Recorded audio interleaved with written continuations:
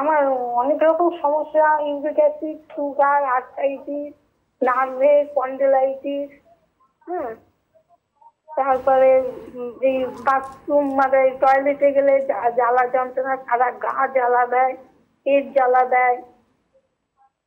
কিছু তো আর বাকি নেই, সবই হ্যাঁ সবই মোটামুটি আরো আছে। বলুন বলুন বলুন।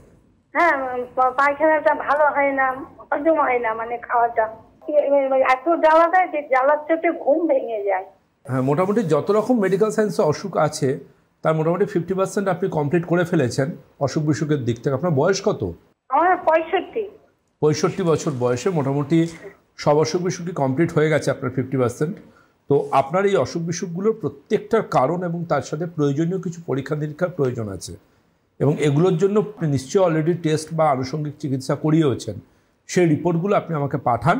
আমার নাম্বার দেখুন নিচে যাচ্ছে, ওই নাম্বারে আমাকে পাঠান। ওই নাম্বার দেখে আমি পরবর্তী আপনাকে অ্যাডভাইস করব যে পরম্পরা আয়ুর্বেদিক চিকিৎসার হাত ধরে এবং অথেন্টিক আয়ুর্বেদিক ট্রিটমেন্টের হাত ধরে কীভাবে আপনি আবার সুস্থতা ফিরে পেতে পারেন।